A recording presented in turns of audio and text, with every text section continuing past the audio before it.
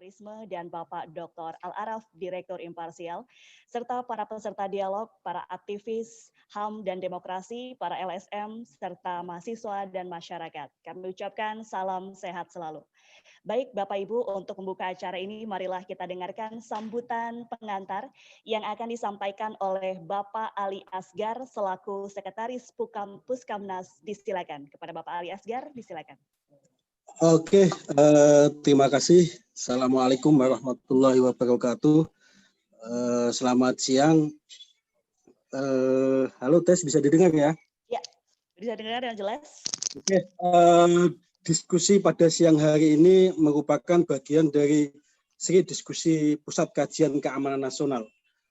Pusat Kajian Keamanan Nasional ini satu lembaga di bawah naungan Universitas Bhayangkara Jakarta Raya yang dalam beberapa tahun terakhir sudah memfokuskan diri pada isu-isu di bidang keamanan dan pertahanan dan beberapa isu lainnya.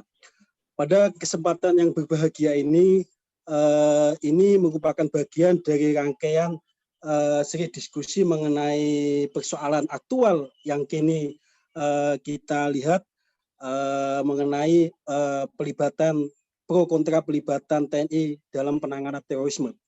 Sebelumnya, Puskamnas juga sudah menyelenggarakan diskusi FGD terbatas yang juga mengundang Kepala Lemhanas, Pak Agus saat itu. Pada kesempatan yang berbahagia ini, kita menyelenggarakan diskusi bersama, diskusi publik, mengundang beberapa narasumber, salah satunya juga Kepala Pusat Kajian Keamanan Nasional, Profesor Hermawan Sulistyo, kemudian dari Pak Aisyikam, dan Direktur Imparsial Dr. Al-Araf, serta narasumber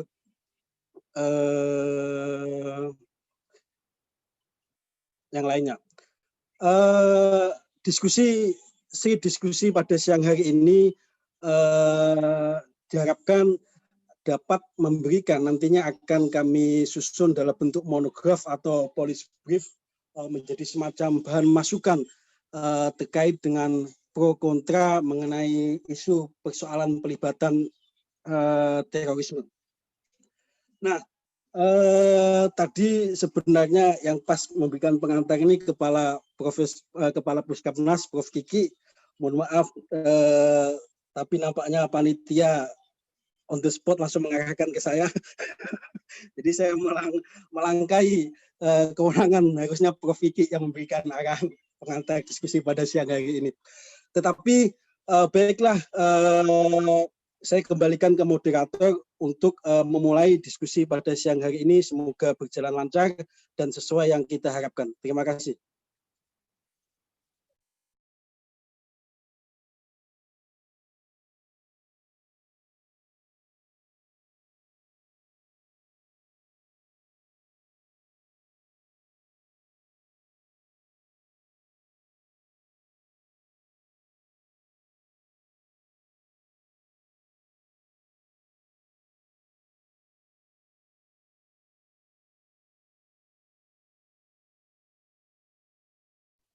Tes, saya kembalikan ke moderator.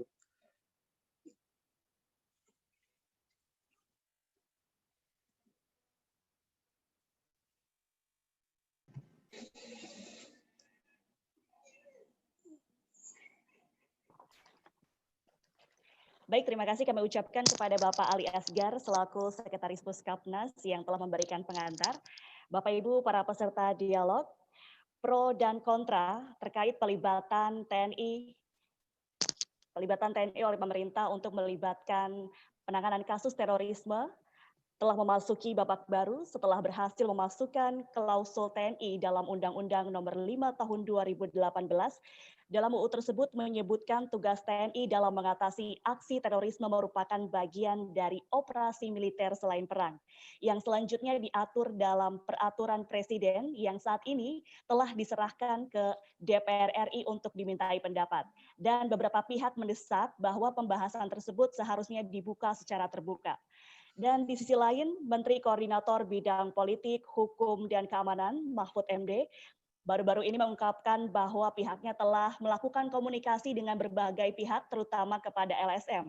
Memang TNI sebagai alat pertahanan negara dimungkinkan untuk terlibat dalam fungsi penangkalan, penindakan, dan pemulihan yang dilakukan dengan operasi militer selain perang, termasuk dalam mengatasi aksi terorisme. Tapi, apakah peran tersebut memang harus dipayungi oleh sebuah peraturan presiden sebagai kebijakan dan keputusan politik negara guna memenuhi ketentuan pasal 43I Undang-Undang Nomor 5 Tahun 2018 tentang pemberantasan tindak pidana terorisme.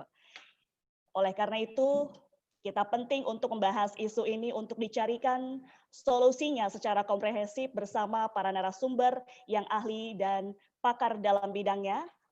Yang pertama, saya akan persilakan kepada Bapak Dr. Al-Araf, Direktur Imparsial yang juga sebagai dosen Hubungan Internasional Universitas Paramadina. Dr. Al-Araf, mohon pandangan dan juga pemaparannya. Apakah kira-kira plus dan minus bila TNI dilibatkan dalam penanganan terorisme jika dilihat dari perspektif HAM dan juga demokrasi?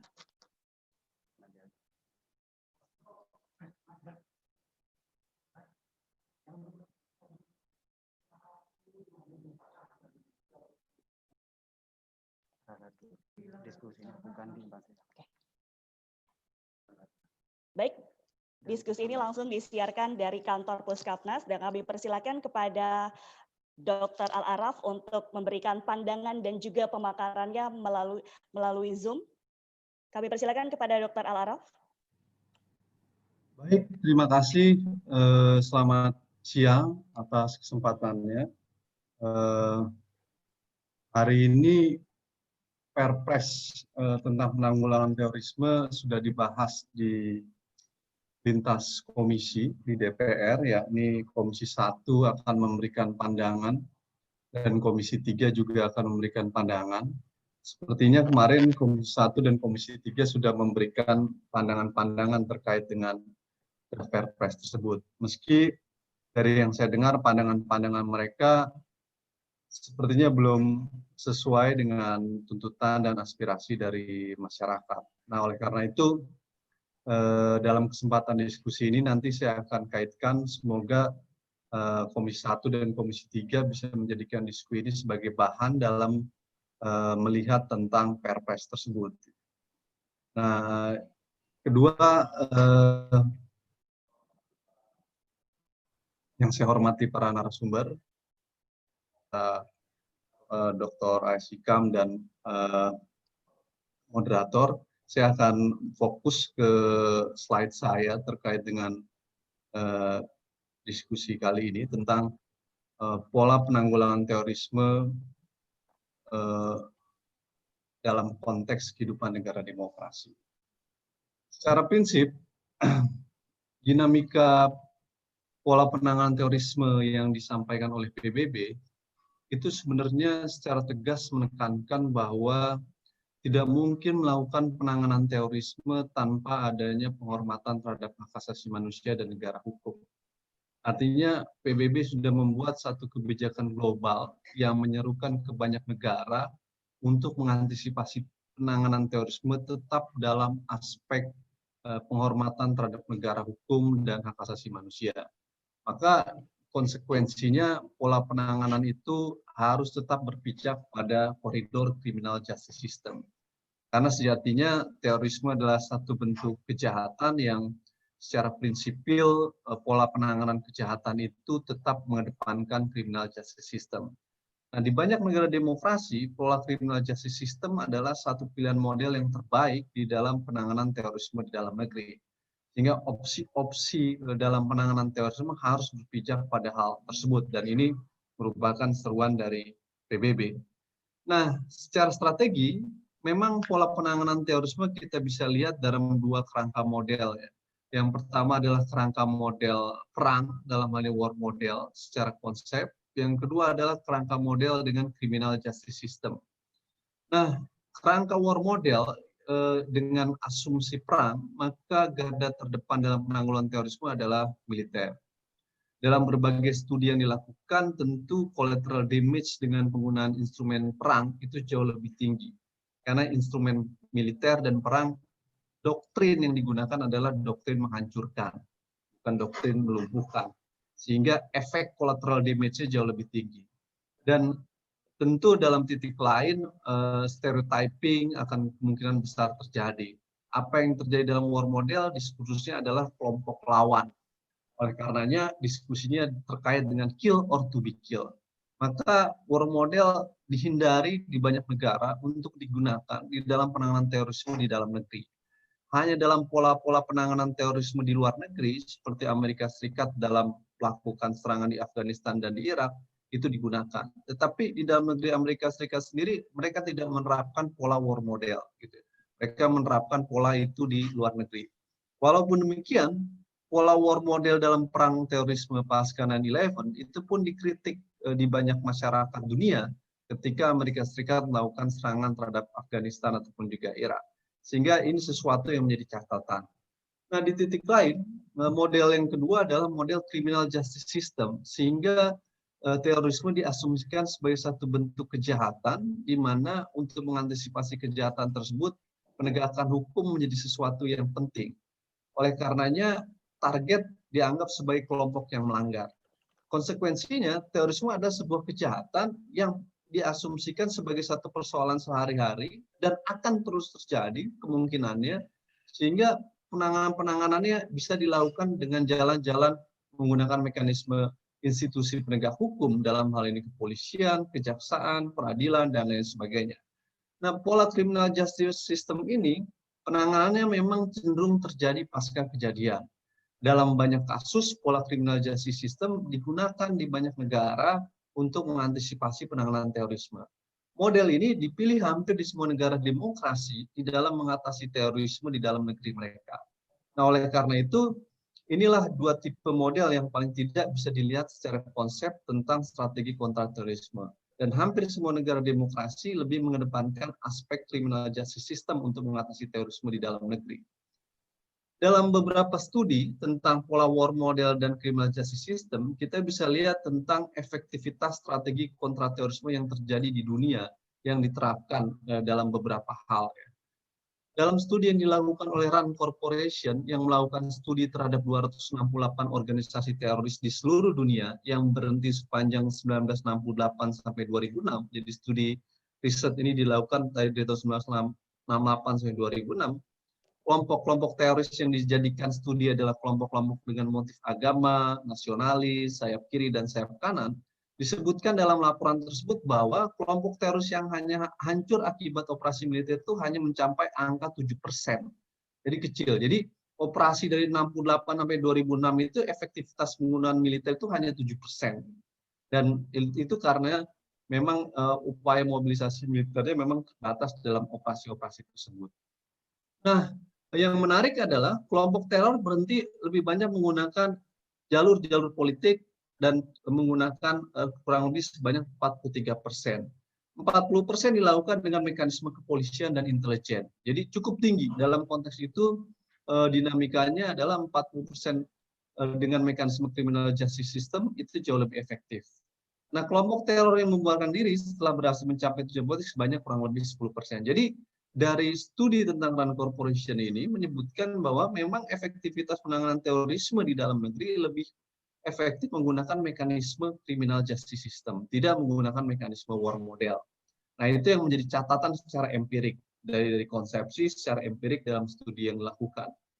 Pertanyaannya adalah bagaimana Undang-Undang Nomor 5 Tahun 2018 tentang pemberantasan tindak pidana terorisme. Undang-Undang 5 2018 itu model pendekatannya murni criminal justice system. Dia bukan war model.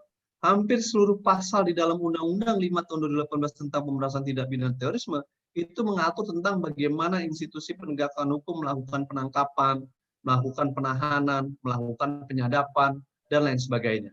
Nah, model criminal justice system ini menempatkan terorisme sebagai satu bentuk kejahatan dan bukan sebagai kelompok lawan. Oleh karenanya, pengedepanannya adalah institusi penegak hukum yang bekerja untuk mengatasi itu. Ini basis dasar Undang-Undang 5 2018. Nah, model criminal justice system tentu patut untuk menghormati prinsip tentang due process of law, di mana proses penanganan terorisme harus dilakukan dengan aturan-aturan yang ketat, mekanisme hukum acara yang jelas, dan lain sebagainya. Nah, Indonesia sudah memilih model ini.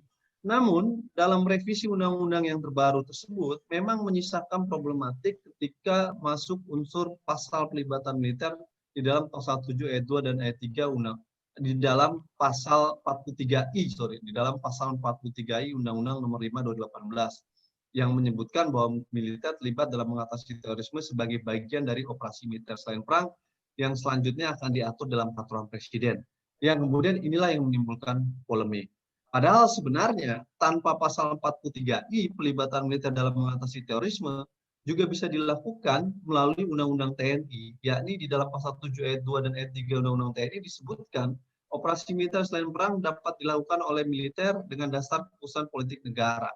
Artinya, tanpa ada pasal 43I di dalam Undang-Undang 5 2018 dan tanpa adanya Perpres penanganan terorisme, militer sudah bisa digunakan oleh otoritas sipil untuk mengatasi terorisme bersenjata di dalam Undang-Undang TNI. Karena itulah pada saat pembahasan Undang-Undang 5 2018, kelompok masyarakat sipil menolak pengaturan pasal 43I tersebut. Karena sesungguhnya Undang-Undang 5 2018 berbicara tentang criminal justice system. Oleh karenanya, kita sudah bisa memprediksi ketika pasal 43I masuk, pasti nanti draft Perpresnya akan menimbulkan problematika dan kontroversi. Dan itu terjadi. Nah, secara hukum, dalam mekanisme hukum HAM dan humaniter, itu secara jelas disebutkan bahwa pelibatan militer dalam sistem hukum HAM dan humaniter internasional hanya dimungkinkan untuk menghadapi kategori ancaman terorisme yang sifatnya imminent threat, yakni satu kategori ancaman terorisme yang terjadi ketika ancaman tersebut nyata dan tidak dapat diselesaikan melalui sistem penegakan hukum. Jadi asumsi dalam hukum HAM dan humaniter itu menyebutkan pelibatan militer dalam melawan terorisme hanya dimungkinkan ketika kapasitas penegak hukum sudah tidak mengatasi persoalan tersebut. Bahkan disebutkan bahwa pemerintah wajib membuktikan kelompok yang terorganisir tersebut tertentu telah dan akan melakukan serangan menggunakan kekerasan secara berulang yang mengancam negara dan masyarakat dengan intensitas yang tinggi. Jadi harus ada pembuktian juga bahwa memang kelompok tersebut melakukan kekerasan yang berulang yang mengancam kedaulatan negara sehingga pelibatan militer dimungkinkan dalam konteks tersebut. Tapi perlu dicatat bahwa hanya bisa dilakukan dalam kondisi imminent threat tersebut. Nah, dalam negara hukum, tentu kita perlu melihat tentang beberapa hal, prinsip tentang pembagian kekuasaan, prinsip equality before the law, asas kepastian hukum, dan lain sebagainya. Nah, mari kita uji draft Perpres tentang pelibatan terorisme dalam konstruksi negara hukum. Pertama, beberapa aturan di dalam Perpres masih banyak mengatur aturan-aturan yang bertentangan dengan undang-undang yang di atasnya. Di dalam pasal 8 ayat 1 Perpres disebutkan penggunaan kekuatan TNI itu dilakukan atas dasar perintah Presiden. Sementara di dalam Undang-Undang TNI Nomor 34 2004, pelibatan militer dalam operasi selain perang untuk mengatasi terorisme hanya bisa dilakukan melalui keputusan politik negara. Yang dimaksud keputusan politik negara adalah kebijakan politik pemerintah yang dikonsultasikan dengan DPR. Artinya, draft Perpres memangkas mekanisme check and balances yang dilakukan oleh DPR. Kenapa? Karena di dalam pasal 8 Perpres, dia dilakukan hanya atas dasar perintah Presiden, tidak melalui keputusan politik negara. Sehingga Perpres bertentangan dengan pasal 7 ayat 2 dan ayat 3 Undang-Undang TNI sendiri. Yang kedua, soal anggaran. Di dalam pasal 14 draft Perpres disebutkan anggaran diberikan bisa diperoleh dari APBN, APBD, dan anggaran lainnya. Sementara mengacu kepada pasal 66 ayat 1 Undang-Undang TNI dan pasal 25 Undang-Undang Pertahanan Negara, anggaran pertahanan untuk militer dalam operasi perang maupun operasi selain perang hanya dilakukan melalui APBN. Sehingga draft Perpres pasal 14 tentang anggaran jelas bertentangan dengan Undang-Undang TNI dan Undang-Undang Pertahanan Negara itu sendiri. Berikutnya adalah terkait dengan kewenangan. Kewenangan di dalam pasal 3 yang diatur dalam Perpres meliputi kewenangan penangkalan, penindakan, dan pemulihan itu bertentangan dengan Undang-Undang 15 tahun 2018 sendiri. Di dalam Undang-Undang 15 2018 tidak ada istilah kewenangan penangkalan. Yang ada istilah kewenangannya adalah pencegahan. Jadi draft Perpres ini kan diamanatkan oleh Undang-Undang 5 2018, sehingga dia turunan dari Undang-Undang 5 2018. Konsekuensinya, Perpres harusnya tidak boleh membuat kewenangan yang melampaui undang-undang yang memerintahkan. Nah, undang-undang yang memerintahkan tidak mengenal istilah penangkalan. Undang-undang yang memerintahkan mengenal istilah pencegahan. Oleh karena itu, draft Perpres ini bertentangan dengan undang-undang induknya, yaitu Undang-Undang 5 2018 itu sendiri. Oleh karena itulah, secara umum polisi menganggap bahwa Undang-Undang 5 draft Perpres bertentangan dengan beberapa undang-undang, yaitu Undang-Undang TNI, Undang-Undang Pertahanan, dan Undang-Undang Pemberantasan Tindak Pidana Terorisme sendiri. Selain itu, terminologi kewenangan penangkalan di dalam pasal 3 ayat 2 poin A, B, dan C ini beberapa hal multitafsir. Misalkan kewenangan penangkalan dilakukan dengan kegiatan dan atau operasi lainnya. Tidak dijelaskan apa dan maksud frase operasi lainnya. Tentu hal ini tidak sesuai dengan negara hukum karena menimbulkan ketidakpastian hukum. Dan ini tentu akan berbahaya ketika dipraktekkan di lapangan karena operasi lainnya bisa dilakukan dalam berbagai bentuk. Pertanyaannya adalah apakah bentuk-bentuk tindakan yang di luar hukum seperti tindakan incommunicado detention dimasukkan dalam kategori operasi lainnya. Hal itu tentu sesuatu yang sangat berbahaya dan sesuatu yang ditentang tentang hal tersebut yang dalam bahasa kita sering sebut dengan penangkapan sewenang-wenang atau dalam batas tertentu bisa dikategorikan sebagai bentuk penculikan. Nah, kategori operasi lainnya ini sesuatu yang sangat berbahaya tafsirnya, bisa ditafsirkan dalam berbagai hal. Oleh karenanya frasenya menjadi sangat amat luas. Yang berikutnya adalah soal kewenangan juga tentang pemulihan. Di dalam draft Perpres tersebut, pemulihan dilakukan oleh TNI. Sementara di dalam Undang-Undang Undang-Undang 5/2018, kewenangan pemulihan ada di wilayah BNPT. Artinya lagi-lagi kewenangan yang diatur dalam draft Perpres bertentangan dengan Undang-Undang Nomor 5 Tahun 2018 itu sendiri yang mengalihkan kewenangan pemulihan dari TNI dari BNPT menjadi dilakukan oleh TNI. Nah, ini sesuatu yang juga bertentangan. Selanjutnya adalah tentang ruang lingkup penindakan. Ruang lingkup penindakan di dalam draft Perpres itu sangat luas, mulai dari penanganan terhadap presiden dan beberapa multitafsir. Misalkan penanganan penindakan dalam konteks untuk penanganan objek vital serta eskalasi ancaman yang tinggi. Tapi tidak dijelaskan di dalam draft Perpres apa yang dimaksud dengan eskalasi yang tinggi. Oleh karena itu tafsirnya bisa macam-macam tentang mengukur eskalasi ancaman yang tinggi. Draft Perpres hanya menyebutkan militer dapat terlibat dalam penindakan untuk menghadapi eskalasi ancaman terorisme yang tinggi. Apa yang dimaksud eskalasi ancaman terorisme yang tinggi tidak dijelaskan secara lebih lanjut. Sehingga ini bisa menimbulkan multitafsir dan ukurannya sangat subjektif dari operasi yang dilakukan. Inilah yang bisa menjadi menimbulkan problematika di lapangan. Nah, dalam konteks itu seharusnya memang dalam beberapa hal prinsip pelibatan militer dalam menangani terorisme itu diatur dalam beberapa aturan main. Aturan main itu kita sebut dengan rule of engagement-nya. Beberapa negara membuat aturan main tentang pelibatan militer dalam mengatur terorisme secara lebih ketat.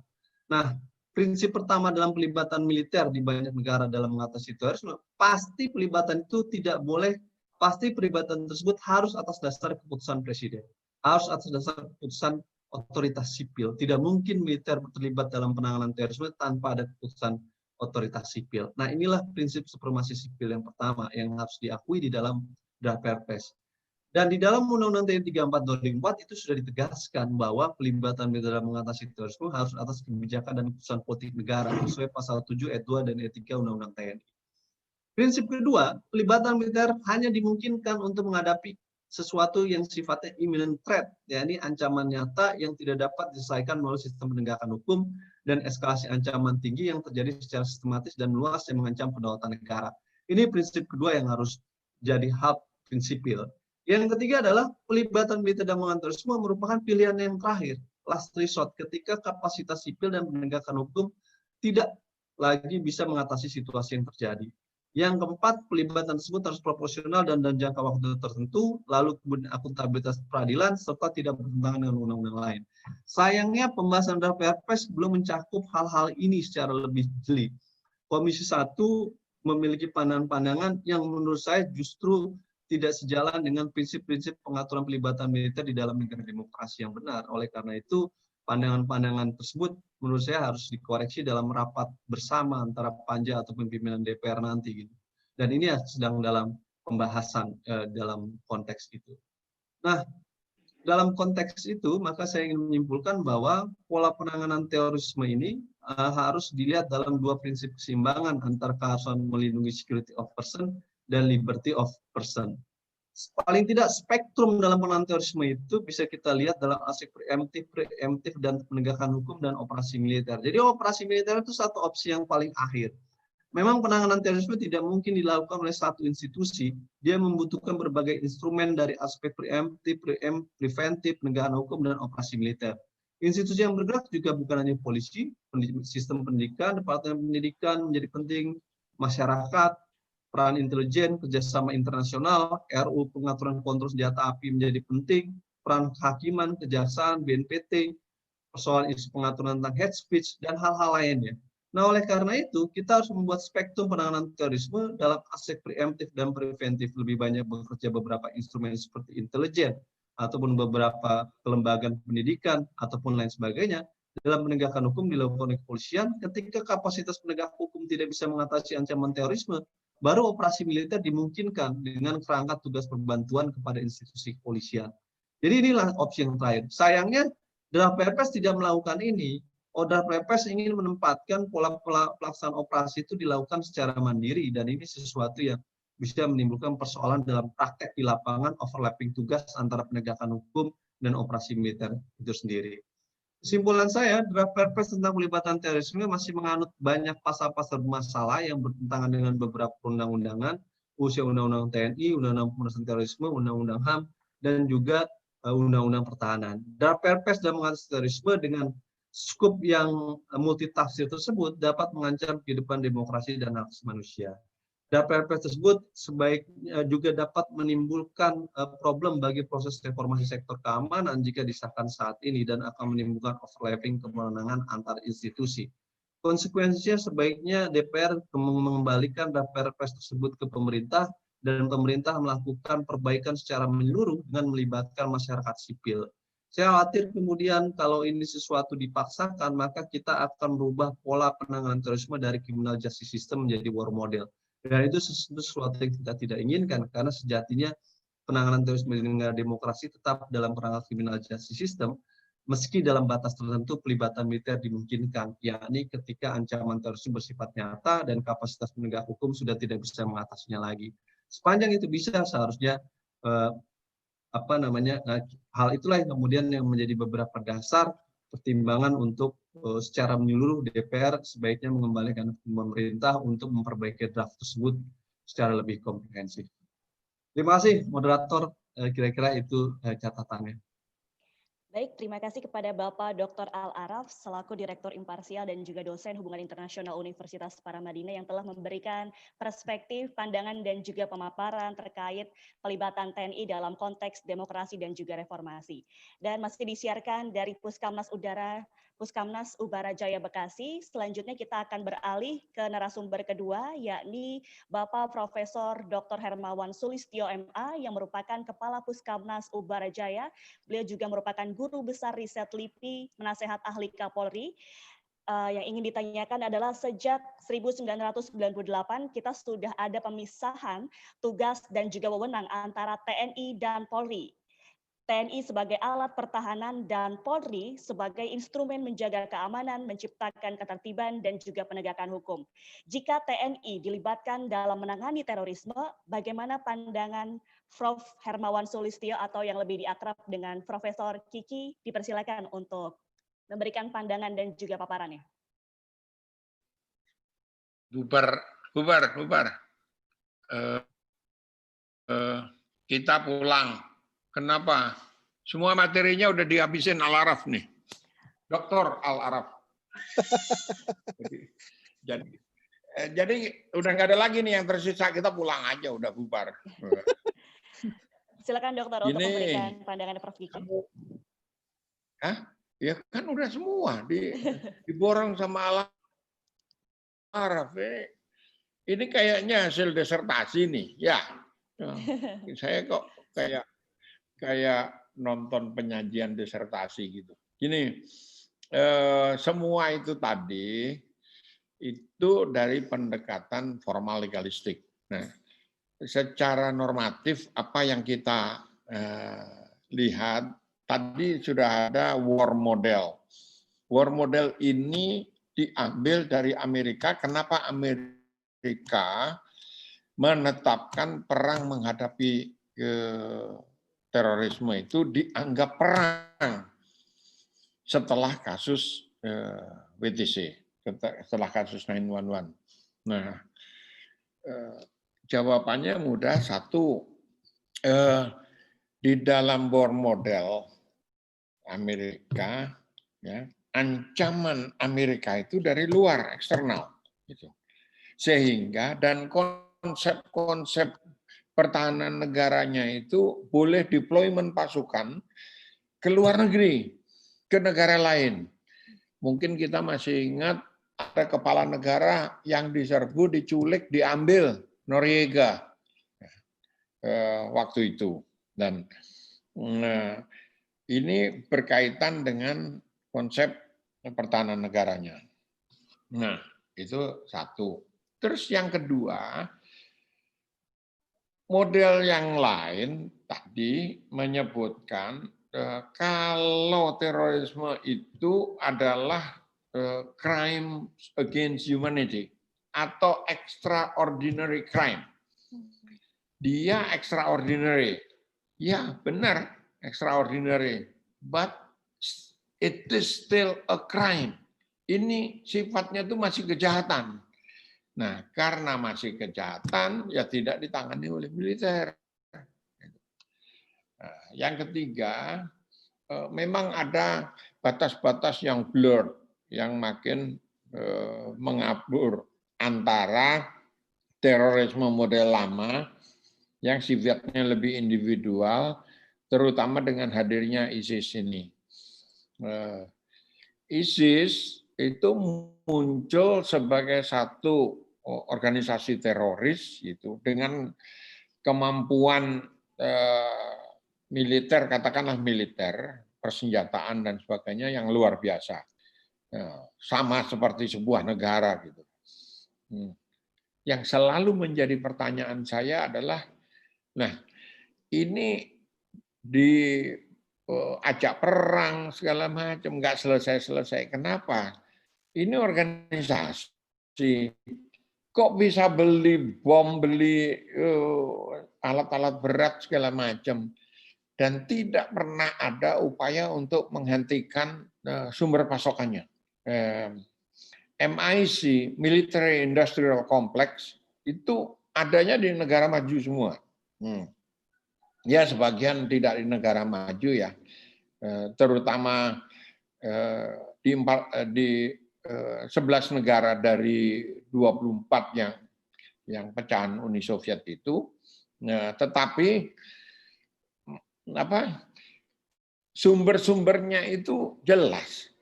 Nah, sebetulnya kalau mau menghentikan skala besar seperti itu, sumber pasokannya diputus, kan lebih mudah. Dia produsen senjatanya dari mana, misalnya senjata Amerika, suruh aja Amerika ke ISIS, selesai. Nah, kalau selesai, lalu urusannya kejahatan dengan instrumen-instrumen kekerasan yang menengah ke bawah, artinya lebih mudah ditangani oleh polisi kayak gitu. Ini kan tidak, ini tidak. Jadi logika peperangan, logika pertempurannya bagi saya logika konfliknya itu aneh. Di satu sisi ini diperangi dengan konsep war, dengan konsep perang, tapi di sisi yang lain sumber-sumber khususnya pasokan senjata yang menopang konflik skala perang itu tidak pernah diputus. Nah, itu yang kedua. Nah, yang ketiga, kita ada di mana gitu. Sekarang begini deh, kenapa? Terorisme memang makin canggih digunakan senjata-senjata yang lebih hebat dari sebelumnya. Tetapi di Indonesia, saya bicara di Indonesia, tetapi tetap terbatas. Contoh nih, ya, tidak ada atau belum ada teroris yang menggunakan senjata-senjata MP4, MP5, senjata M4. Itu belum ada. Tidak ada senjata G3, G3. Paling jauh mereka menggunakan senjata M16. Pasarnya lebih mudah di pasar gelap gitu, atau hasil rampasan. Nah, pistol itu umumnya ex luar negeri. Ex luar negeri itu kalau kita lihat kasus di Beji, di Depok, itu senjatanya bekas senjata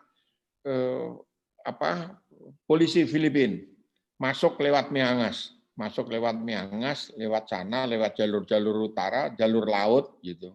Itu paling banyak. Nah, atau meskipun ini senjata polisi ini senjata otomatis bikinan Cina. Ya, jadi tipenya seperti elitnya buatan Pindad. Yang pelurunya 16 itu. Memang makin canggih, tetapi tetap terbatas. Yang kedua, kita belum mengenal jenis-jenis persenjataan skala besar dari teroris itu, gitu ya. Kebanyakan memang masih bom. Bomnya lebih canggih. Ya, betul. Tetapi persoalan bom adalah bom kan meledak terus tidak perang, habis itu kan nggak perang. Lalu tentara untuk apa? Gitu. Nah, yang lebih diperlukan itu adalah mencegah supaya bomnya ketemu dan tidak jadi meledak. Nah, kemampuan untuk mencegah ini itu memerlukan technical skills, keahlian, kemampuan teknologi, teknis yang jauh lebih rumit dari sekedar teknologi persenjataan. Nah, contoh nih, mau nelusuri mereka, pertama institusi itu harus menguasai DF. DF sekarang polisi, tentara juga punya banyak direction finder. Satu. Lalu yang kedua, tentara yang terlibat nantinya nih diandaikan harus menguasai teknologi IT. Kenapa? Mereka berkomunikasi lewat IT selama ini. Kemudian ganti berganti ketika IT bisa disadapi, dilacak oleh tim cybernya Polri, polisi, lalu mereka menggunakan cara-cara tradisional dengan kurir dan sebagainya. Tetapi tetap dengan penggunaan teknologi. Nah, artinya apa? Artinya saya melihat kok ini tidak cukup ya, bukan tidak cukup ya. Technical skills yang diperlukan untuk itu, untuk tembak-tembakan, untuk perang, iya benar. Gitu. Tapi kalau untuk pelacakan, kenapa? Kita lihat di desain keahlian untuk Gultor dan 81-nya Kopassus yang dianggap yang paling hebat lah. Nah, lalu mungkin contoh yang akan dirujuk adalah ketika marinir dipimpin oleh dan kormarnya yang sekarang, waktu itu masih kolonel ya, membebaskan sandera yang di Afrika itu. Nah, tetapi ini situasinya juga terorisme, penyanderaan, perompakan yang tipenya tipe lama gitu. Kalau kita bicara ancaman terorisme sekarang dan ke depan, itu ancamannya ancaman bom ke depan, ancaman bom diledakkan di mana, dan itu tidak bisa dengan strategi perang, tidak bisa dengan strategi perang. Strateginya harus di penangkalan.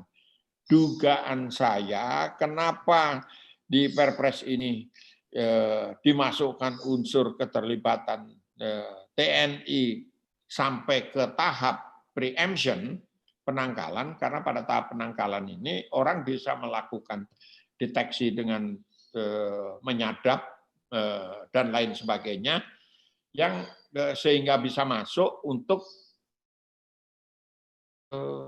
ke sektor-sektor yang secara tradisional tidak termasuk peperangan. Nah, itu catatan-catatan saya sebetulnya masih banyak, tapi yang lain kalau saya tidak melakukan pendekatan formal. Kenapa?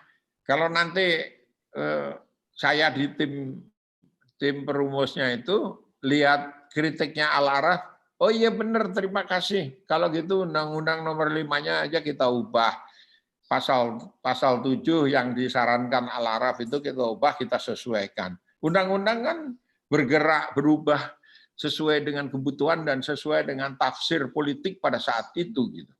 Nah, tetapi kalau norma-norma war, perang, norma-norma perang, norma-norma kejahatan itu tidak berubah gitu. Terorisme adalah kejahatan terhadap kemanusiaan. Terorisme adalah extraordinary crime. Ya. Benar bahwa ini luar biasa, extraordinary, but still a crime. Tapi tetap saja masih merupakan suatu kejahatan, bukan peperangan. Itu aja, Mbak. Terima kasih. Oke, baik. Terima kasih kepada Profesor Kiki yang telah memberikan pandangan dan juga pemaparan untuk kita semua. Bapak Ibu peserta dialog, kita akan beralih ke narasumber berikutnya, yakni Bapak Stanislaus Rianta selaku analis intelijen terorisme dari Universitas Indonesia. Bapak Stanislaus, menurut Anda bagaimana seharusnya pola ideal yang bisa diterapkan bila TNI dilibatkan dalam memberantas terorisme? Apa dampak serta kekurangan dan kelebihannya dari aspek tata kelola pengelolaan dan penanganan terorisme? Kami persilakan kepada Bapak Stanislaus untuk memberikan pandangan dan juga pemaparannya. Ya, terima kasih Mbak. Mohon izin Prof. Kiki, Dr. Al-Araf, dan Pak Hikam. Saya akan menyampaikan dulu kondisi penanganan terorisme selama ini. Jadi setelah tahun 2000 hingga sekarang ini sudah sekitar 22.000 orang itu ditangkap dan diproses peradilan di Indonesia, dan saya kira Indonesia termasuk satu-satunya negara atau mungkin sudah ada negara yang lain yang memproses pelaku tindak pidana terorisme dengan peradilan terbuka. Jadi bisa dicek dari mana dia mulai ditangkap, bagaimana prosesnya, hukum apa yang dikenakan pada dia, berapa lama, itu diproses secara terbuka. Dan jarang sekali mungkin nggak ada negara lain yang melakukan hal ini. Nah, perkembangan terorisme cukup pesat. Tahun 2000 hingga tahun 2013 itu memang didominasi oleh Al-Qaeda, JI dan yang lain, kemudian muncul ISIS. Nah, kalau kita lihat jumlahnya, orang Indonesia itu ada sekitar 700-an yang bergabung dengan ISIS, perkiraannya sekitar itu, dan saat ini orang di Indonesia yang mempunyai pengalaman di Afghanistan dan Filipina itu ada sekitar 3.000 orang yang berkaitan dengan Al-Qaeda, dan sekarang mulai muncul lagi kebangkitan Al-Qaeda di sini, JI namanya, Jamaah Islamiyah, yang mulai menggantikan ISIS. Nah, permasalahannya saya sepakat dengan Prof. Kiki tadi bahwa selama ini memang tidak ada terorisme yang menggunakan senjata terbuka standar militer. Kaliber besar, misalnya AK-47 itu belum ada. Teroris kebanyakan hanya pakai bom, walaupun mungkin gede seperti bom Bali dan lain-lain. Memang ada sebagian teroris yang menggunakan senjata standar militer, seperti MIT di Poso itu menggunakan M16, itu pun M16 rakitan, dan jumlahnya satu kelompok itu hanya sekitar 2 pucuk. Dan senjata-senjata pistol yang mungkin itu rakitan diduga dari Filipina, yang memang itu home industry. Kemudian yang menggunakan senjata militer lagi yang gede adalah OPM di Papua, memang agak banyak jumlahnya, tetapi memang kalau misalnya di kondisi seperti Papua yang dia melakukan serangan bersenjata dengan standar militer, kemudian dia menggunakan teknik perang gerilya, oke, TNI masuk untuk melakukan penanganan di situ. Tetapi memang tetap harus diikuti dengan proses penindakan hukum. Nah, bagaimana Densus 88 bekerja? Saya melihat bahwa Densus 88 bekerja tidak hanya penindakan penangkapan, tidak, tetapi mereka juga melakukan misalnya pencegahan, kemudian melakukan pembinaan, termasuk ada beberapa pelaku teror yang kemudian ditangkap, sebelum diproses hukum, dibina, diselidiki, kemudian disadarkan. Itu dilakukan oleh Densus 88. Mereka tidak hanya penindakan. Nah, bayangkan ketika sekarang Densus 88 sedang melakukan pengintaian, pengamatan, dan pembinaan terhadap teroris, tiba-tiba ada institusi lain yang masuk dan melakukan operasi yang sama. Karena jika di Perpres itu, TNI mempunyai kewenangan untuk penangkalan intelijen.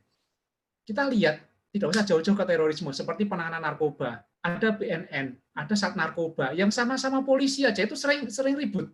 Apalagi jika nanti ada terorisme, ada kewenangan TNI, nanti bisa masuk intelijennya dari Polri, dari Densus, ada lagi dari Baintelkam, kemudian nanti ada dari BNPT, lalu masuk dari BAIS, dari BIN, intelijennya. Bayangkan jika beberapa institusi itu menangani satu objek yang sama, mereka menggunakan undercover, misalnya tidak terbuka. Satgas Tinombala saja yang memang sudah tersusun rapi, itu masih ada kejadian salah tembak antar satuan. Bayangkan jika dalam operasi tertutup yang tidak tahu. Jadi memang saya melihat bahwa jika nanti Perpres ini muncul, memang harus ada kejelasan, ada level resiko. Misalnya aksi teror itu seperti apa yang ditangani oleh Polri, lalu seperti apa yang ditangani TNI. Walaupun pasti akan ditolak oleh para penggiat demokrasi dan HAM, karena memang terorisme secara undang-undang itu masuk dalam kejahatan, bukan aksi perang. Nah, tumpang tindih ini memang yang selalu diributkan dan menjadi masalah. Dan kalau kita melihat bahwa Undang-Undang Nomor 5 Tahun 2018 ini memang kalau misalnya kita mau ideal pasal 43 ini ya udah direvisi gitu, direvisi. Walaupun kita akui TNI itu punya kemampuan yang sangat hebat dalam penanggulangan teror, terutama dalam penindakan. Ada Satgultor, ada Denbrahu, ada Denjaka, dari semua matra punya. Nah, ketika kasus pertama kali sebenarnya orang menyuarakan kenapa TNI nggak masuk, itu kejadian ketika di Temanggung dulu. Ketika di Temanggung ada penggerbekan lalu sampai beberapa jam tidak selesai, orang ribut kenapa nggak TNI masuk.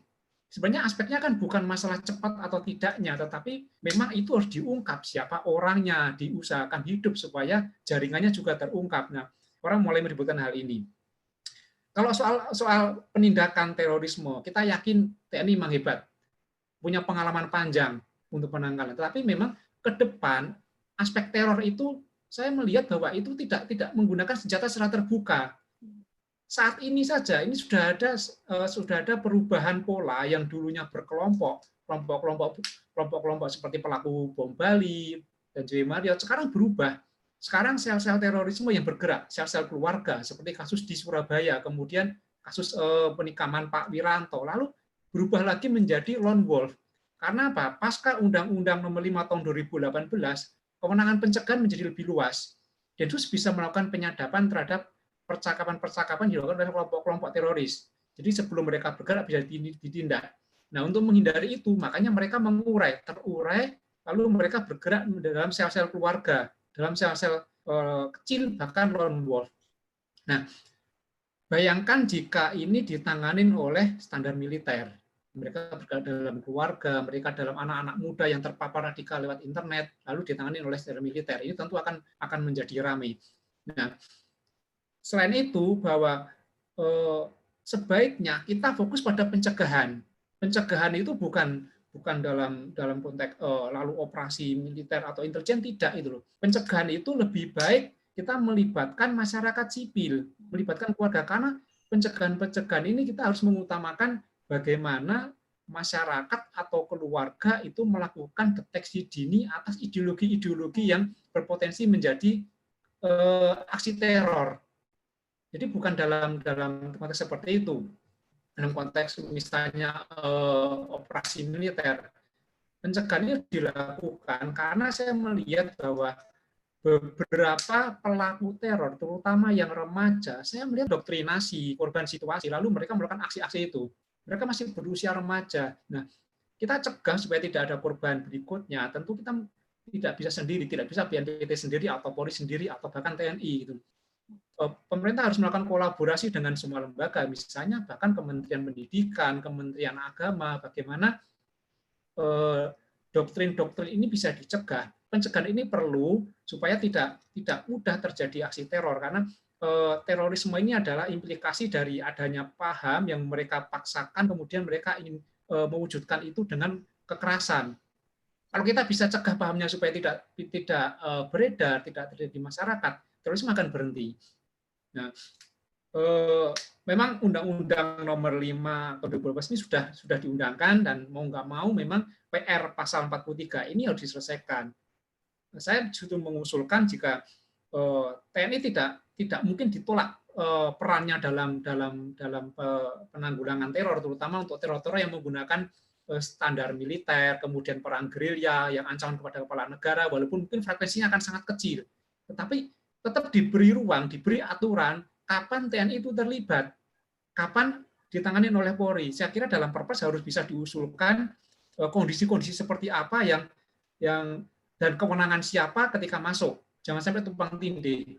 Sangat riskan ketika nanti ada ruang tumpang tindih.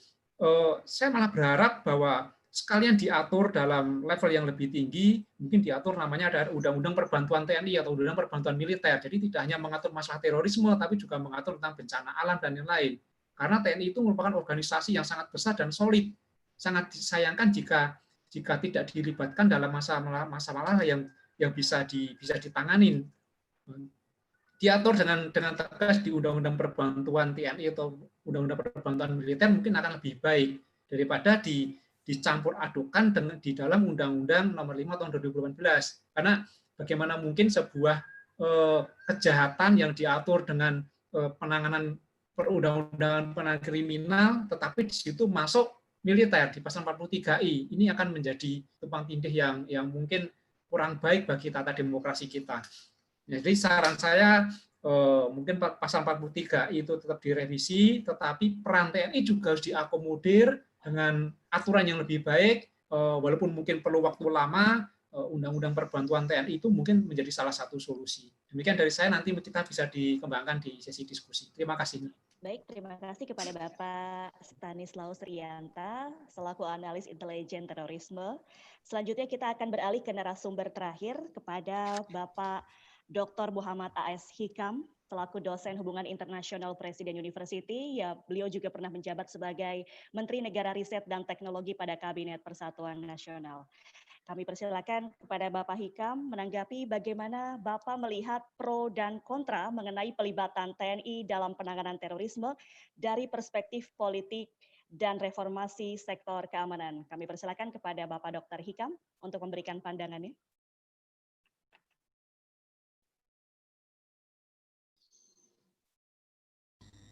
Terima kasih Mbak Moderator. Assalamualaikum warahmatullahi wabarakatuh. Waalaikumsalam warahmatullahi wabarakatuh. Yang saya hormati para pemeracaran, terutama Profesor Dr. Hermawan Sulistyo, MA, alaihi salatu wassalam, yang saya hormati dan saya kagumi dan saya banggakan dan lain-lain lah pokoknya. Yang saya hormati Pak Araf, sudah lama nggak ketemu, tahu-tahu udah doktor juga nih beliau nih. Jadi sudah lebih dari cukup lah untuk mengkuliahi kita ini. Nah, dan kalau Pak Al Araf dari dulu saya sudah sering lah, zaman beliau masih muda dulu ketemu dan selalu ya visinya memang harus begitu. Saya juga bilang begitu. Kalau Pak Al Araf menyetujui sesuatu yang dibikin negara itu malah aneh, jangan-jangan ada yang salah ini. Jadi mesti harus begitu. Lalu yang terhormat juga Mas Tanis. Nah, ini kebanggaan saya ini karena lama beserta dengan saya dan menulis juga bersama, dan sekarang sudah mau PhD juga dari UI dan menjadi pengamat keamanan yang bagus. Nah, kalau sudah mendengar tiga orang ini ya, kalau Mas Profesor Kiki tadi bilang sudah bubar aja gitu karena udah dihabisi oleh Mas Araf, lah saya ini mau dapat apa gitu. Kalau misalnya selamatan gitu, nasinya sudah dimakan oleh Araf, ya, kemudian lauknya udah disikat oleh Profesor Hermawan, kemudian wadahnya sudah dibawa pulang oleh Mas Tanis. Nah, saya dapat apa gitu? Paling-paling ya dapat doanya aja. Ya, Bapak, ya? Untungnya Mbak Moderator tadi cuma minta saya untuk bagaimana mengomentari pro dan kontra. Nah, jadi saya masih punya pro dan kontra nih. Mungkin saya juga termasuk bagian yang masih pro dan kontra juga. Jadi saya masih boleh berbicara. Nah, begini Bu Moderator atau Mbak Moderator dan teman-teman sekalian. Saya kira kalau kita bicara dari perspektif politik, maka kita juga harus bicara lebih dulu kenapa sih Perpres ini menjadi semacam bone of contention gitu, atau menjadi paling tidak bahan perdebatan. Kalau saya kelihatannya dengan agak menyederhanakan masalah, ya, bahwa memang TNI ini dalam konstelasi pasca reformasi ini, setelah melakukan reformasi bermacam-macam itu di dalamnya, kemudian seolah-olah merasa bahwa dirinya ini agak terlupakan ketika terjadi proses modernisasi yang sangat maju ini. Sementara ada juga ancaman keamanan yang sangat serius, bahkan di dunia ini menurut indeks yang baru saya baca tentang terorisme internasional itu, Indonesia ini merupakan negara yang nomor 35 paling heavy dalam soal terorisme. Memang tidak seperti Afghanistan atau Syria atau Irak atau lain-lain, tapi tetap aja nomor 35 dari 200 negara itu kan serius itu kan. Nah, oleh karena itu ada semacam keinginan bahwa TNI itu juga harus berbicara mengenai masalah pertahanan dan keamanan yang lebih serius, lebih terlibat di dalamnya. Nah, dulu mungkin Profesor Kiki atau teman-teman masih ingat bahwa pernah ada usaha untuk membuat RUU tentang Kamnas, tentang keamanan nasional. Itu yang dicurigai lebih dulu itu TNI, seolah-olah dia akan menjadi penguasa di sana. Dan alhamdulillah sampai sekarang undang-undang RUU-nya itu juga nggak tahu kemana gitu kan. Padahal TNI sudah menjelaskan, dan kalau saya ikuti dari naskah akademik tidak ada yang terbantahkan, dan tidak ada semua yang menuduh TNI ingin mengambil semua itu tidak terbukti. Sama tidak terbuktinya ketika Al-Araf dan kawan-kawannya dulu mencurigai saya membantu membuat undang-undang intelijen juga nggak terbukti juga. Ya, nah oleh karena itu menurut saya yang terjadi sekarang ini juga ada semacam, masa dulu minta membuat RUU Kamnas nggak boleh, karena dicurigai nanti TNI berkuasa lagi. Nah sekarang sudah diturunkan dari Perpres, juga diayani lagi oleh Profesor Kiki dan kawan-kawan ini kan. Nah, seolah-olah kok TNI ini bukannya malah berada semakin ke tengah di dalam belantika pertahanan dan keamanan, tetapi makin lama makin tersudut sebelah kiri, lama-lama gone with the wind nanti kalau kayak begini ceritanya. Nah sekarang ini fakta bahwa Indonesia itu adalah in the middle of terrorist operation, barangkali juga perlu bahwa faktanya seperti dikatakan Mas Taris tadi, TNI itu eksistensinya inevitable di dalam menjaga atau menjadi bagian utama dalam pertahanan, dan juga di dalam barangkali keterlibatan dalam menumpas terorisme itu. Nah kalau kemudian dianggap sebagai tumpang tindih dan lain-lain sebagainya, ya bisa saja begitu, tetapi siapa sih yang bisa mengatakan bahwa dunia global tidak tumpang tindih?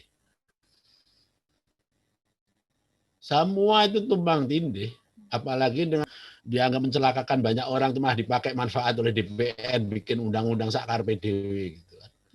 Ini juga contoh tumpang tindihnya global situation.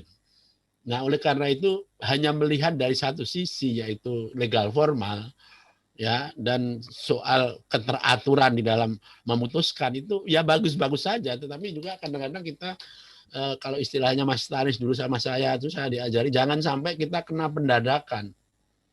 Ya, pendadakan ini, mengatasi pendadakannya adalah salah satu keahlian daripada intelijen dan militer. Dan militer kita itu juga mempunyai keahlian di dalam soal intelijen. Nah, saya setuju bahwa sebisa mungkin ya proporsi dari TNI ini disesuaikan dengan aturan main yang diakui di dalam kiprah berdemokrasi. Ya, jangan kemudian karena TNI harus terlibat juga kemudian tidak ada semacam pembatasan-pembatasan yang supaya lebih mengefektifkan. Saya juga setuju misalnya saja jangan sampai nanti TNI kerjanya tabrakan di dalam intelijen dengan BIN atau dengan BIK atau dengan Densus yang mungkin punya divisi intelijen sendiri dan lain sebagainya. Oleh karena itu bukan soal operasi intelijennya yang tidak boleh digabung, tetapi kerjasama intelijen ini harus sedemikian rupa yang diatur.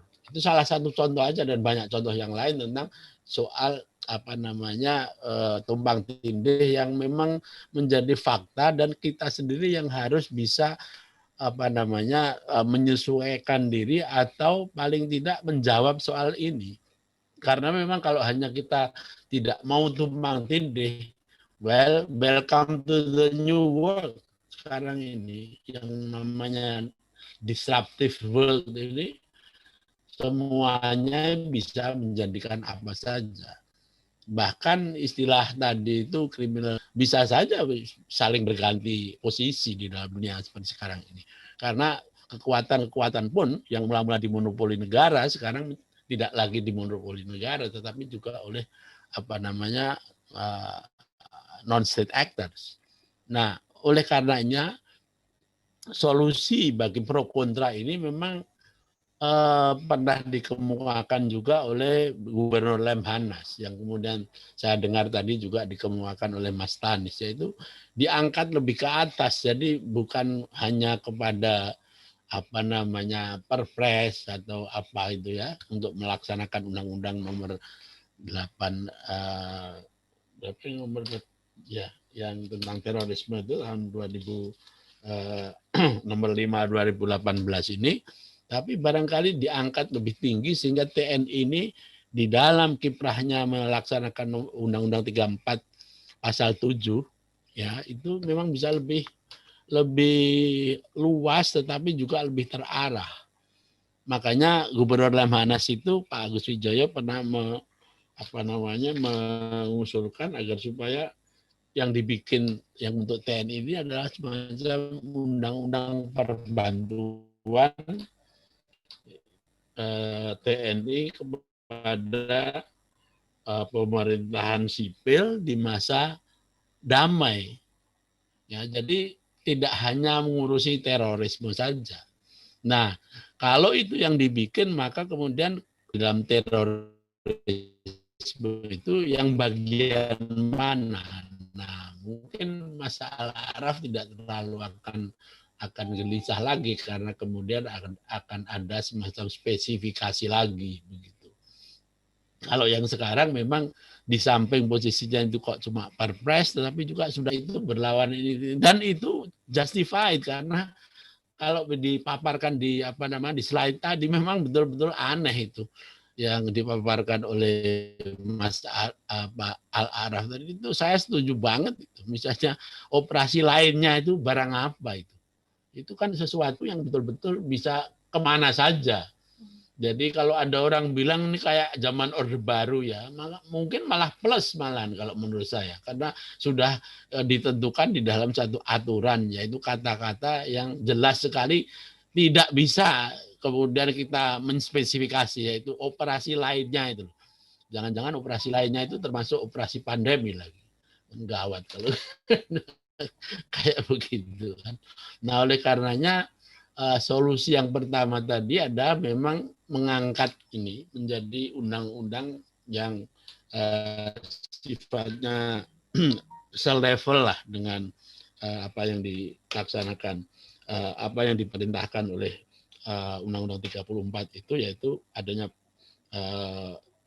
perbantuan. Yang kedua, kalau toh mau tetap insist dengan ini untuk sementara akan tetap diberlakukan undang-undang atau perpres mengenai pelibatan TNI ini, maka memang harus ada revisi yang serius dan lebih fokus. Terutama dalam konteks bagaimana agar supaya perpres ini tidak kemudian dengan mudah sekali dianggap sebagai terlalu jauh dari dari reformasi dan demokratisasi, dan bahkan menurut saya lebih menjadi jauh dari keberhasilan reformasi TNI sendiri yang menurut saya harus diakui sebagai salah satu reformasi yang paling sukses yang ada di Republik ini pasca reformasi itu. Nah, kalau kemudian membuat perpres atau apa namanya ini ya tentang keterlibatan TNI ini kemudian malah ada pasal-pasal yang sudah dideteksi lebih awal oleh Mas Araf dan sebagainya ini sebagai sesuatu yang terlalu jauh dari kerangka demokrasi, kan sayang sekali. Ya sayang sekali buat TNI dan buat yang lain-lain. Jadi memang kalau memang itu mau insist tetap itu, ya silahkan mendalami revisi-revisi yang dikemukakan oleh kelompok masyarakat sipil. Jadi pro kontra seperti ini adalah pro kontra yang menurut saya demi meningkatkan kualitasnya. Apakah mau dipakai sebagai konsisten dengan prinsip criminal justice system, atau memang mau tidak mau memang terorisme ini sudah masuk dalam lingkup yang bisa diistilahkan dengan war, walaupun untuk Indonesia barangkali agak aneh juga kalau dibikin disebut sebagai masuk dalam war, tapi mungkin masuk dalam persoalan sekuritisasi. Setuju dengan Profesor Kiki tadi mengatakan bahwa beda memang ontologinya Amerika tentang terorisme dengan ontologinya kita, ini mungkin beda. Kalau sana memang war against terrorism, dan untuk itu mereka melanglang buana mau nyetop apa yang mereka sebut sebagai terorisme, walaupun kalau dilihat dari sisi lain mereka juga sedang menyebarkan sejenis teroris lagi, karena kemudian orang menduga ISIS juga buatan Amerika sendiri, misalnya begitu ya.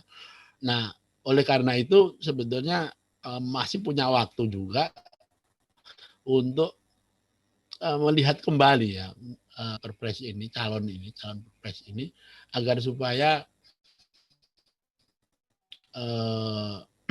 pendekatan-pendekatan itu dipikirkan tentang reformasi TNI, tentang reformasi secara struktural di dalam sistem politik kita dan demokratisasi, tanpa kita mendinai atau mendismiss kemampuan dari TNI yang memang khusus di dalam hal-hal yang seperti ini, dalam penanggulangan ini.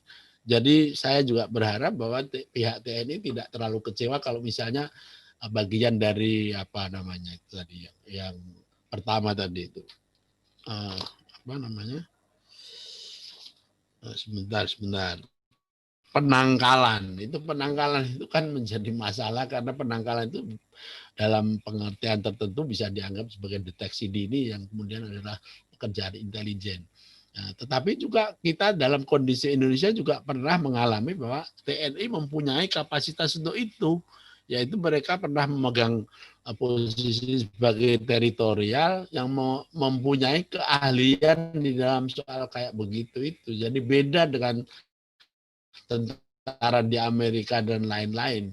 Jadi ada semacam perbedaan ontologis antara Amerika dan Indonesia di dalam soal itu yang harus dicarikan solusinya. Tetapi kalau penindakan saya kira no doubt about it, bahwa TNI mempunyai kapasitas dan kemampuan yang memang handal kalaupun dijadikan the last resort. Saya kira memang luar biasa, apalagi kalau kita menghadapi teroris separatis yang seperti ada di Papua sekarang ini. Saya kira kalau cuma Densus dan polisi anti teror itu mungkin agak kesulitan, harus mendapat bantuan juga dari misalnya Kopassus atau yang lain-lain, karena jenis terorismenya itu terorisme lain, bukan seperti Al-Qaeda atau seperti ISIS yang memang dua-duanya destruktif, tetapi caranya, yang medannya itu berbeda antara dua hal itu. Nah, terakhir saya harap bahwa masukan-masukan yang ada di di forum seperti ini memang diseriusi ya, karena kadang-kadang hal-hal yang sudah kita bicarakan secara mendalam ini mentah lagi ketika sudah masuk ke DPR. Dan ya saya juga kadang-kadang heran sama Mas Araf, itu sudah bolak-balik berpengalaman menghadapi DPR. Ya kok masih percaya banget bahwa DPR itu akan betul-betul bekerja dan mendengarkan omongan. Kalau saya jadi dia kayaknya sudah give up gitu kan. Ngomong apa saja mental di sana itu. Apalagi zaman DPR sekarang yang semakin ada persoalan itu semakin dipakai kesempatan untuk mempersulit persoalan yang lain begitu kan. Sampai Jimli Asidiki aja bilang bahwa undang-undang misalnya Ciptaker itu katanya kekacauan di dalam kekacauan. Coba itu kan namanya kekacauan murokab istilahnya, itu kacauan kuadrat namanya. Tapi orang seperti Mas Araf itu luar biasa sabarnya dan secara konsisten masih percaya bahwa memberi masukan DPR itu adalah penting, walaupun ya mungkin sudah tahu 80% itu nanti ya diabaikan saja karena di dunia DPR sekarang seperti ini. Tapi terima kasih Mas Araf, saya betul-betul salut sama dedikasi Anda yang luar biasa ini, walaupun selalu dari perspektif kritikal dan ya kita pernah juga berbeda pendapat, tetapi saya juga mengakui kalau pendapat Anda ada yang bagus seperti tadi itu, saya akui betul itu. Mbak Nurul, kalau terlalu panjang maaf saya. Baik, terima kasih. Terima kasih kepada Dr. Hikam yang telah memberikan pandangan dan juga pemaparan. Bapak Ibu, para peserta dialog, kami ucapkan terima kasih juga masih setia menyimak dan juga mendengarkan para narasumber yang memberikan pandangan dan juga pemaparan. Kita telah mendengarkan bersama, dan sebelum kita membuka sesi tanya jawab, kita persilakan kepada Bapak Batara dari Fakultas Hukum untuk memberikan tanggapan 5 menit. Silakan kepada Bapak Batara untuk memberikan tanggapan atas pemaparan yang telah disampaikan oleh para narasumber pada sore hari ini. Langsung dari Puskamnas Ubara Jaya. Assalamualaikum warahmatullahi wabarakatuh. Selamat sore. Perubahan terhadap peran TNI yang cukup luar biasa yang masuk dalam ranah hukum jika kemudian Perpres ini akan disahkan. Dan ini kan juga ada sebuah hal yang buat saya absurd ketika kemudian Perpres yang menjadi ranah Presiden kemudian sekarang dipindahkan bolanya ke DPR yang sebelumnya memang tidak pernah menjadi presiden dalam pembentukan peraturan perundang-undangan.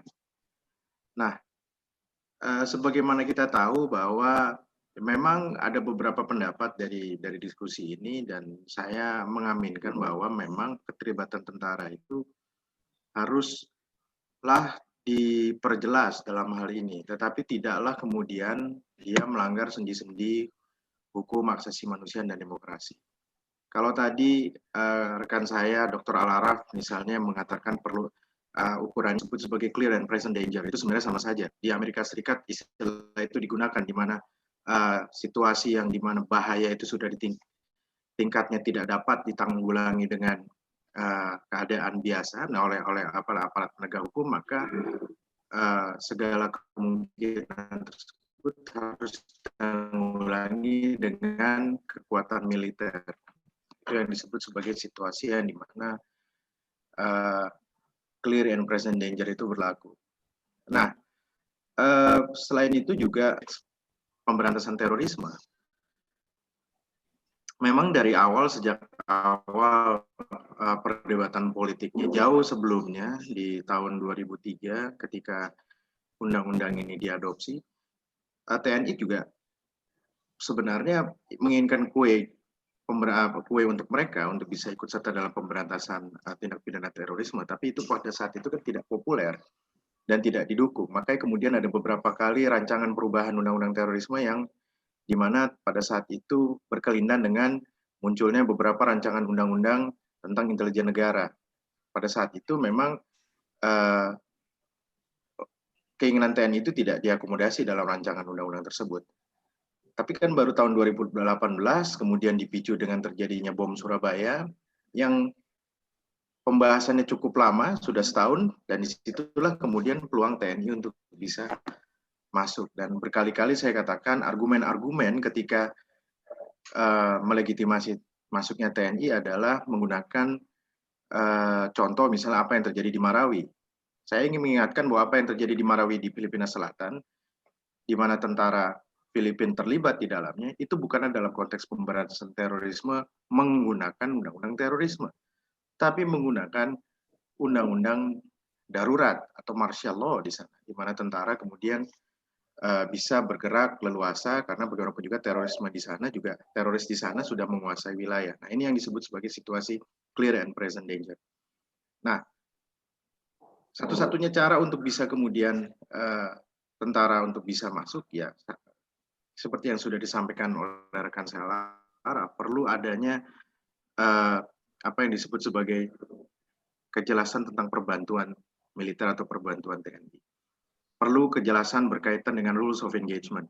Sejauh mana kemudian tentara bisa masuk di dalam penanggulangan terorisme atau kita sebut sebagai pemberantasan terorisme dalam konteks konflik bersenjata. Nah, ini harus clear karena hukumnya akan berbeda dan mereka tunduk tidak hanya pada undang-undang nasional, tetapi juga undang-undang berkaitan dengan konvensi internasional, salah satunya adalah Konvensi Jenewa berkaitan dengan perlindungan terhadap penduduk sipil dalam konflik bersenjata. Dan sekali lagi di situ penekanan adalah perlindungan penduduk sipil.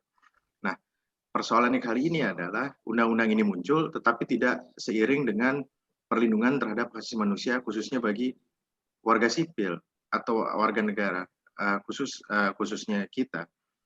Anda bisa bayangkan tidak diatur di dalam Kitab Undang-Undang Hukum Acara Pidana mekanisme komplain jika kemudian aparat TNI melakukan kesalahan dalam melakukan penahanan atau penangkapan. Tidak ada mekanisme komplain di situ. KUHAP hanya menyatakan bahwa mekanisme komplain berupa pra-peradilan itu hanya kepada penyidik atau penyidik PNS. Jadi bagaimanapun juga bukan berarti kita hendak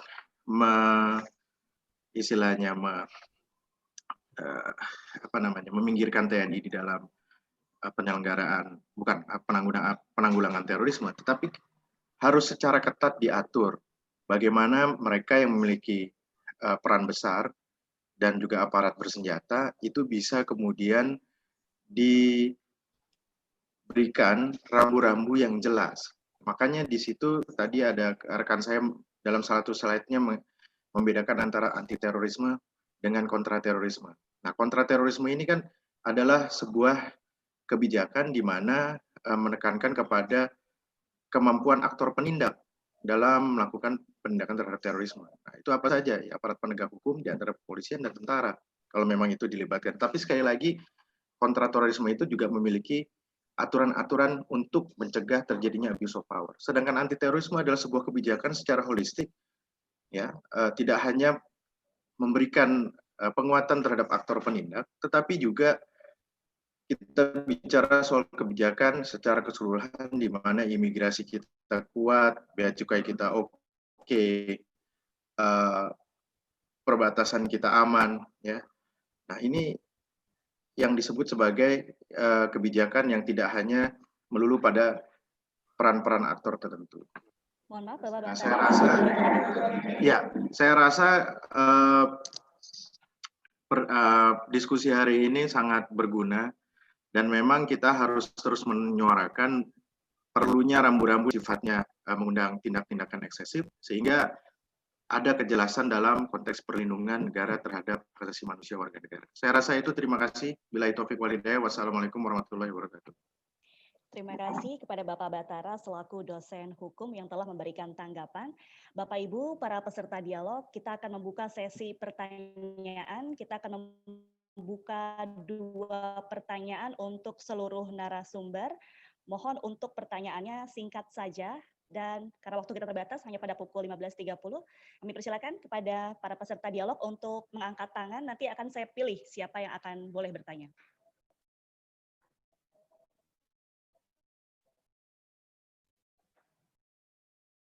Kami persilakan kepada Bapak Ibu, para peserta yang ingin bertanya untuk mengangkat tangan, nanti akan dipersilakan. Silakan Bapak Logan Siagian untuk memberikan pertanyaan kepada seluruh narasumber. Silakan Bapak Logan Siagian untuk memberikan pertanyaan. Langsung saja. Sebentar, di-unmute dulu sebentar. Itu ada yang tanya dari Kompas itu.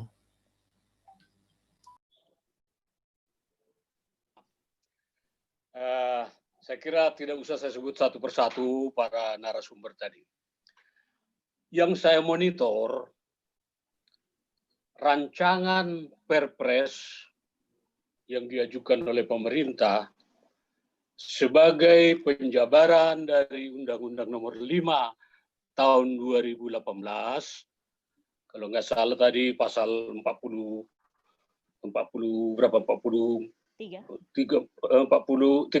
ya, 34.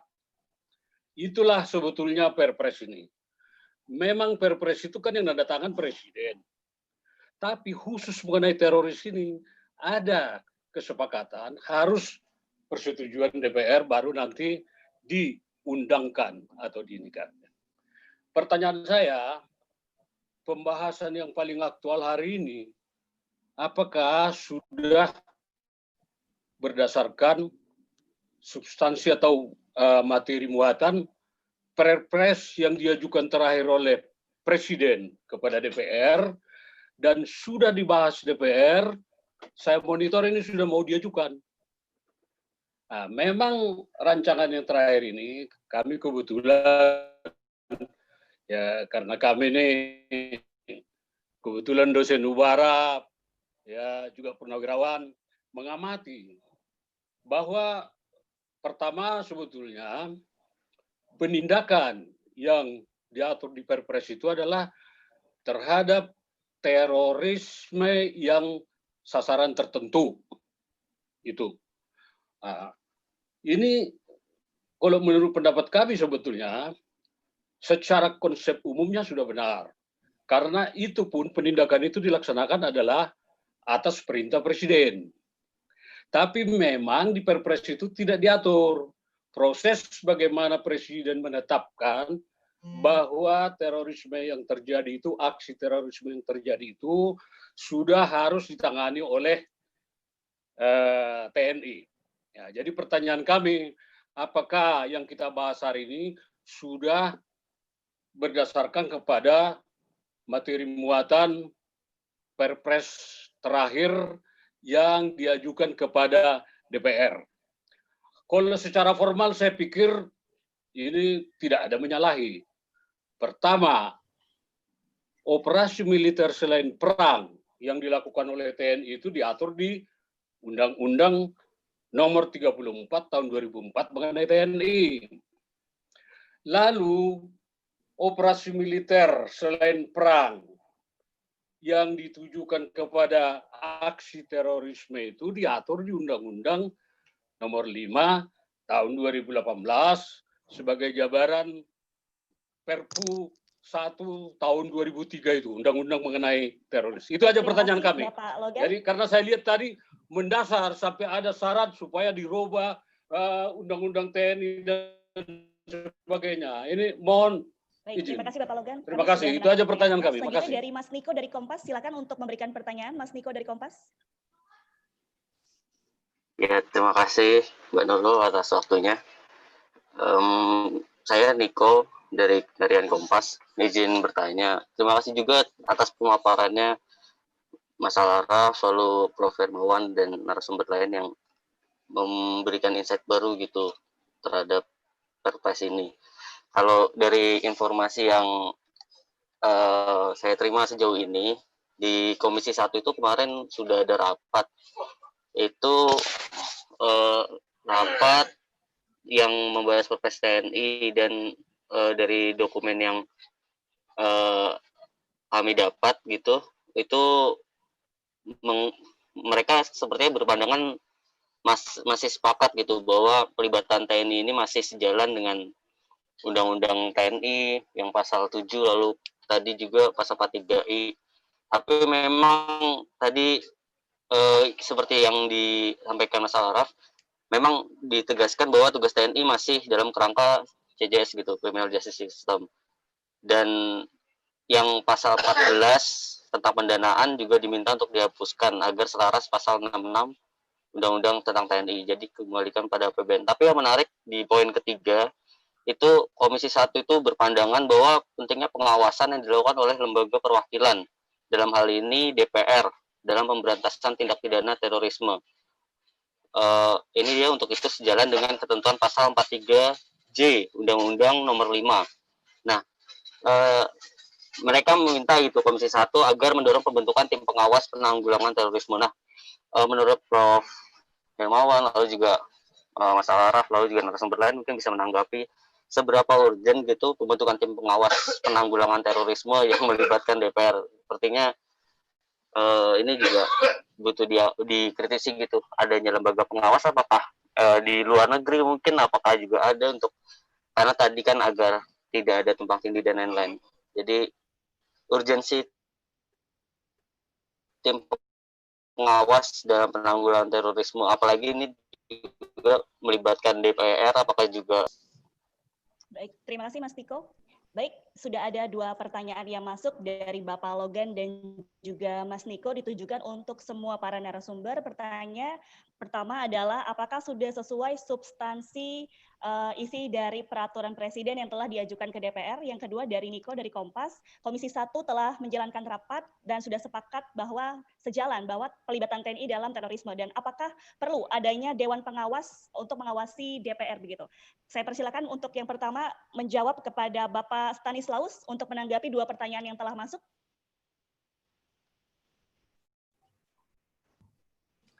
Ya, saya langsung menjawab yang masalah tim pengawas, Mbak ya. Jadi saya kira daripada kita membentuk badan baru, tim pengawas, kita itu sudah terlalu banyak lembaga, terlalu banyak badan di negara kita ini, saya kira. Tambah-tambah lagi juga semakin rumit. Mendingan diperkuat saja BNPT, karena BNPT itu kan fungsinya adalah Badan Nasional Penanggulangan Terorisme. Di situ dilekatkan saja fungsi pengawasan, karena dalam undang-undang BNPT sebagai koordinator penanggulangan terorisme. Jadi daripada membuat pengawas baru atau membuat nambah orang baru, beban negara kita terhadap struktur birokrat ini kan sudah terlalu besar kan. Ditambahkan aja kewenangannya di BNPT, sehingga BNPT ini diperkuat kewenangannya supaya tidak sekaligus untuk mengatasi misalnya potensi tumpang tindih. Toh di BNPT itu deputinya ada yang dari TNI, ada yang dari Polri, ada yang mungkin dari Badan Intelijen, sehingga sebagai tempat kolaborasinya di situ, sekaligus mengawasi bagaimana penanganan terorisme. Jadi saran saya sebaiknya tidak usah ada badan pengawas baru, perkuat saja BNPT. Dan kemudian terkait substansi Perpres, saya kira ini yang kita bahas di sini adalah draft yang memang terakhir yang diajukan ke DPR, dan kita kritisi tadi yang terkait ada penangkalan, penindakan, dan pemulihan. Ini sebenarnya adalah 3 hal pokok yang sedang kita kritisi. Memang saya sendiri lebih mengkritisi terkait dengan penangkalan. Kalau soal penindakan kita nggak usah ragu dengan TNI. Penindakan terorisme apalagi yang bersenjata itu TNI itu jagonya. Siapa sih yang meragukan itu? Tidak ada, saya kira. Di sini kita sepakat bahwa soal penindakan terorisme apalagi yang bersenjata TNI pasti bisa mengatasi. Tapi soal penangkalan ini apalagi dalam konsep pencegahan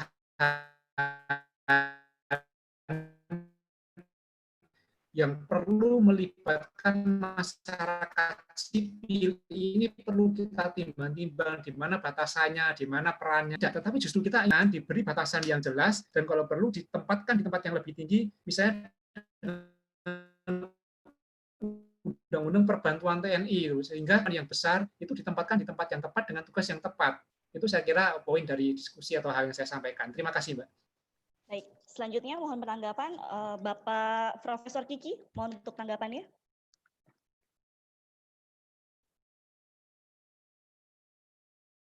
Bapak Profesor Kiki, dipersilakan untuk memberikan tanggapan 2 pertanyaan yang masuk dari Bapak Logan dan juga Mas Niko. Apakah masih bergabung, Profesor Kiki? Baik, kita masih menantikan. Boleh kita dengarkan pendapat dari Dr. Araf mengenai pertanyaan dari Bapak Logan dan juga Mas Niko. Silakan, Dr. Araf.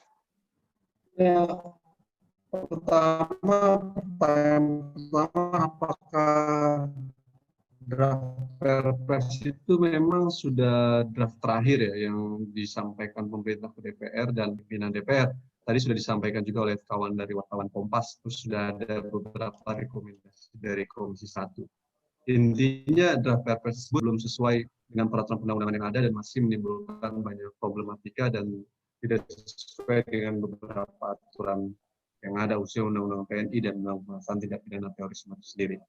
Yang kedua, untuk Bung Niko Kompas, gini, hasil dari Komisi 1 terkait dengan pandangan Komisi 1 terhadap Perpres, menurut saya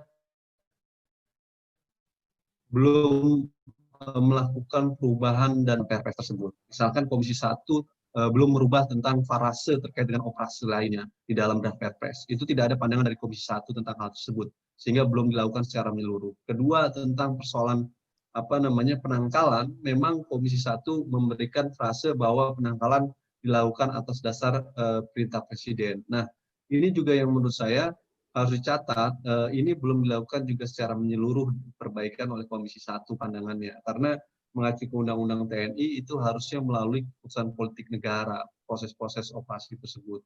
Nah, oleh karena itu, yang menjadi catatan penting, saya setuju sekali dengan Pak Dr. A.S. Hikam bahwa sebenarnya pemerintah dan DPR ini keliru kalau mengatur persoalan pelibatan militer dan polisi selain perang selevel Perpres. Seharusnya memang dia diatur di dalam undang-undang tentang tugas perbantuan TNI dalam membantu pemerintah yang meliputi operasi civic mission, meliputi operasi peacekeeping forces, atau meliputi operasi-operasi untuk membantu pemerintah itu sendiri. Nah, sayangnya sejak TAP MPR nomor 6 dan 7 tahun 2000 yang memandatkan kepada pemerintah untuk membuat undang-undang perbantuan, itu tidak dibuat sampai sekarang oleh pemerintah gitu. Padahal itu mandat TAP MPR, mandat Undang-Undang TNI, dan mandat dari Undang-Undang Polri sendiri gitu. Padahal itu akan menjadi aturan main kita di dalam mengatur dalam situasi apa militer terlibat, bagaimana perlibatannya, bagaimana mekanisme kontrol dan kendalinya, berapa jumlah kapasitasnya. Jadi itu yang disebut rule of engagement-nya di situ, di Undang-Undang Perbantuan.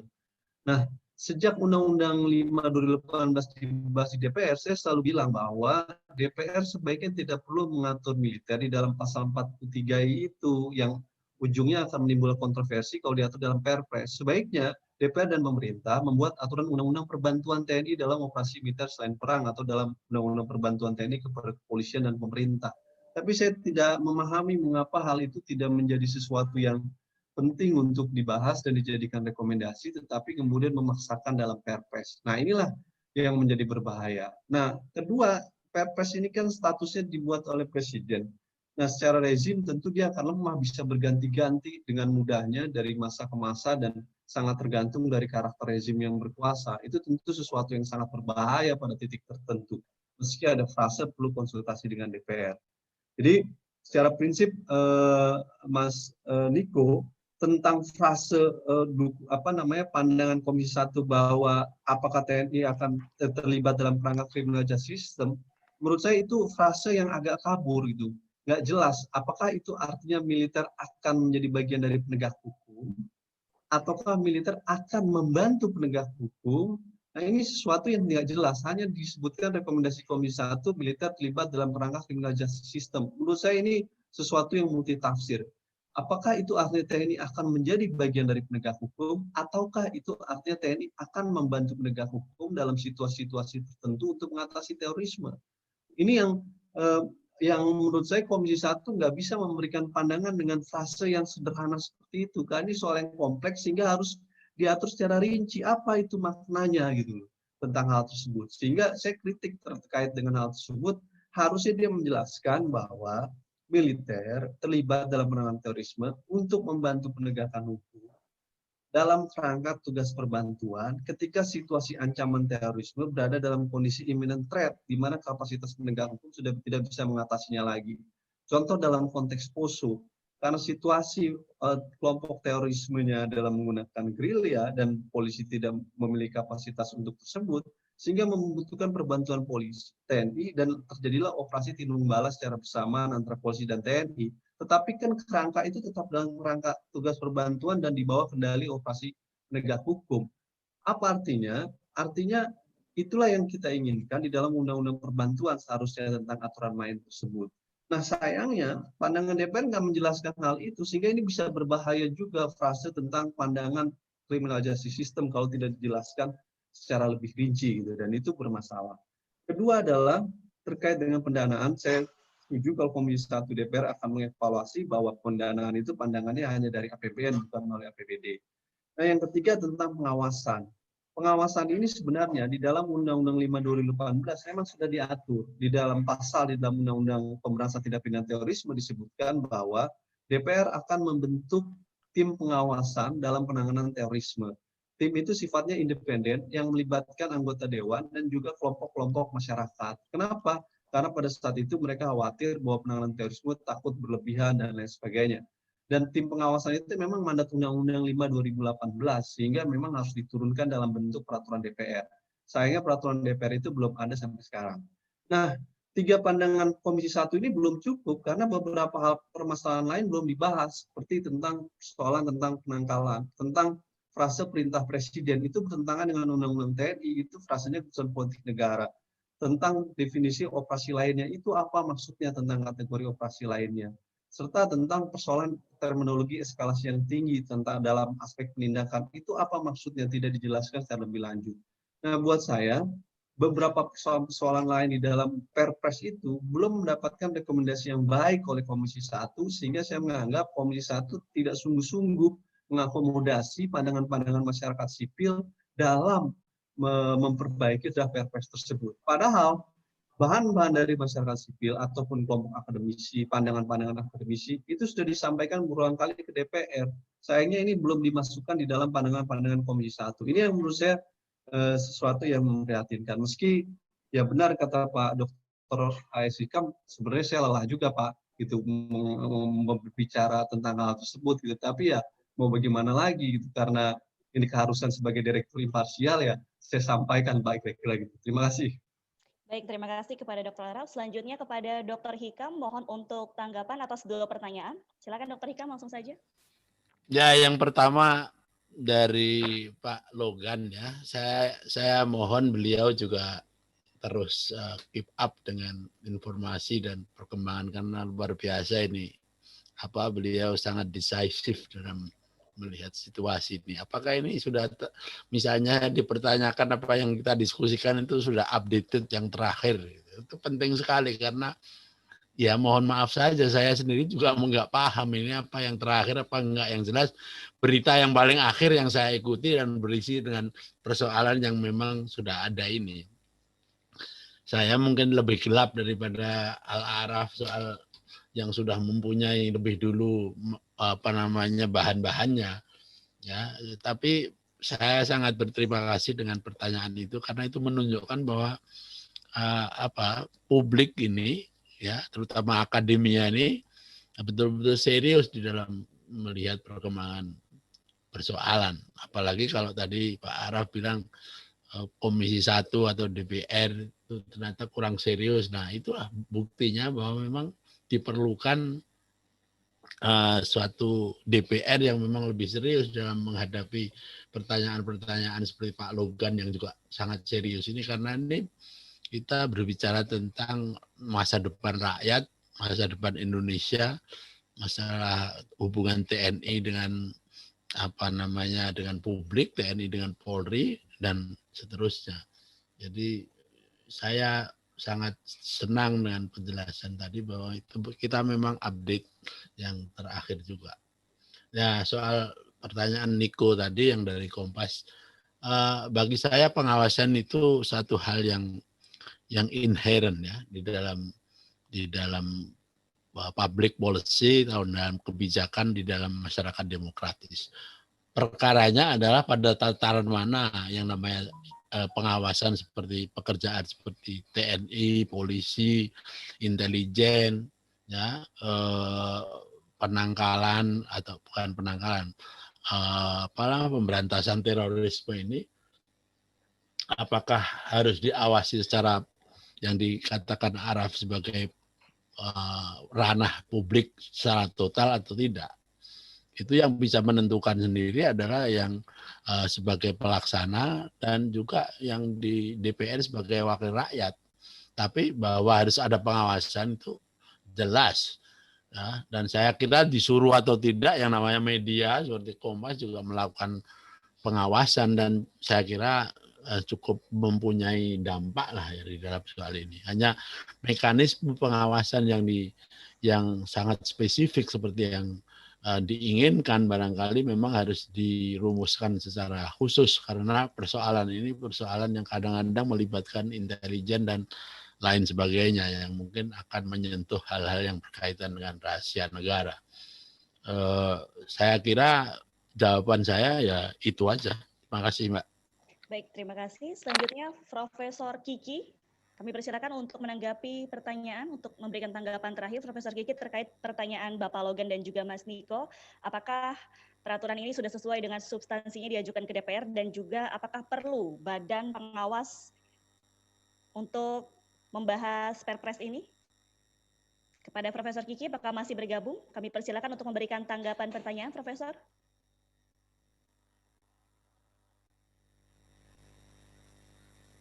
Halo Profesor Kiki, apakah masih bergabung? Kita menunggu sesaat kehadiran Profesor Kiki.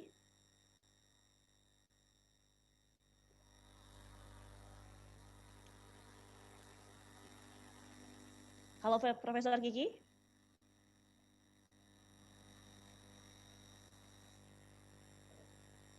Sepertinya Profesor Kiki sudah tidak bergabung. Sekali lagi kami mengucapkan terima kasih banyak kepada para narasumber yang luar biasa, yang begitu pakar dan ahli di bidangnya. Terima kasih dan apresiasi kepada Bapak Profesor Dr. Hermawan Sulistyo MA. Terima kasih juga kepada Bapak Dr. Muhammad A.S. Hikam, Bapak Stanislaus Rianta, dan juga Bapak Dr. Al-Araf selaku Direktur Imparsial yang telah berkenan menjadi narasumber memberikan pemaparan dan juga pandangannya. Dapat disimpulkan pada dialog ini bahwa terorisme itu merupakan kejahatan luar biasa dan perlu ditangani melalui justice system, bukan peperangan.